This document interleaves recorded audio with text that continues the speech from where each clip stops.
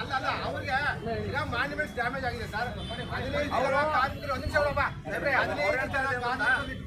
ಕಟ್ಟಡಕ್ಕೆ ಮಾತ್ರ ಜವಾಬ್ದಾರಿ ಅಂತೆ. ಕೋಟೆ ಇದು ಬರಲ್ಲ. ಈಗ ತಾವು ಸ್ಥಳ ಪರಿಶೀಲನೆ ಮಾಡಿ, ಈಗ ಫೋಟೋಸ್ ಇದೆ, ವಿಡಿಯೋ ಕ್ಲಿಪ್ಸ್ ಇದೆ.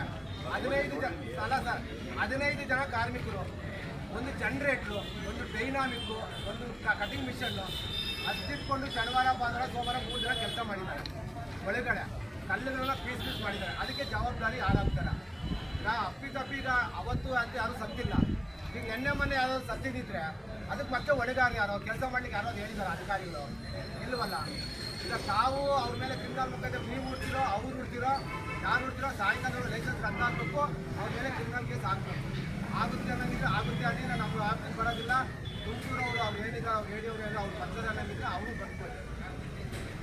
ಅದನ್ನ ಏನು ಹೇಳ್ತೀರೋ ತಾವು ಕ್ಲಾರಿಫಿಕೇಶನ್ ಹೇಳಿ. ಅವ್ರು ಹೇಳ್ತಾ ಇದ್ದಾರೆ ಸರ್, ನಮ್ಮ ಸಂಬಂಧ ಎಲ್ಲ ಹೇಳ್ತಾ ಇದ್ದಾರೆ. ಯಾವುದು ಕೋಟೆ ಡ್ಯಾಮೇಜ್ ಆಗಿದೆ ಉತ್ತರ ಕೊಡ್ತಾರೆ.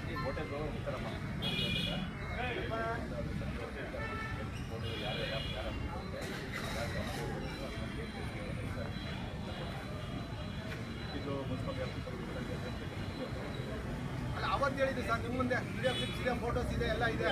ಅಲ್ಲ ಅವತ್ತು ಅಂಗನವರು 30 ದಿನ ಸರ್, 19/8/24 ಸರ್ ನೋಟಿಸ್ ಕೊಟ್ಟ ಮೇಲೆ ಅವ್ರು ಏನು ಕ್ರಮ ಕೈಗೊಂಡಿಲ್ಲ ಅಂದರೆ ನಾವು ಇಮಿಡಿಯೇಟ್ ಅವ್ರಿಗೂ ನಾನು ಹೇಳಿದ್ದೀನಿ, ಓರಲ್ಲ ಹೇಳಿದ್ದೀನಿ.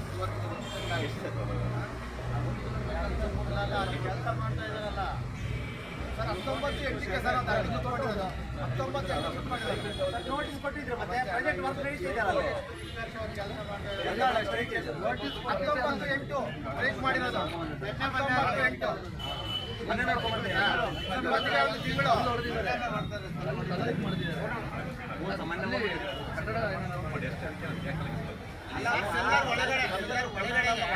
ಒಳಗಡೆ ಹಾಕೊಂಡು ಒಳಗಡೆ ಕೆಲಸ ಮಾಡ್ತಾ ಇದ್ದಾರೆ.